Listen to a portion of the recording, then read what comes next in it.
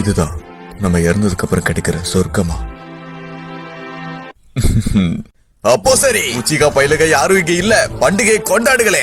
அந்த சாம்பார் பயிலுகளோட தொல்லை இனி இந்த டோபிராமாக்கு இல்ல, அதுவே போதும். அவனுக்கு பண்ண வேலைக்கெல்லாம் இனி நரகத்துல அவனுங்களை வறுத்து எடுத்துட்டு இருப்பானுங்க. வேதனையா இருந்தாலும் எனக்கு அது ரொம்ப பெருமையா இருக்கு. வில்லேஜோட நிலவரை என்னன்னு பாப்போம். என்ன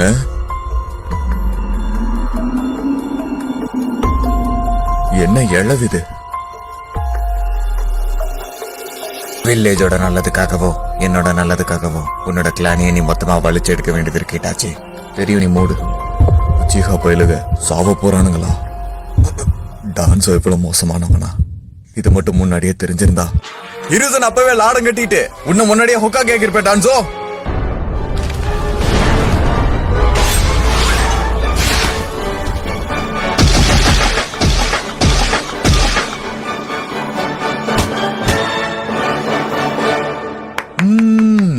அருமை அருமை அருமை அருமை.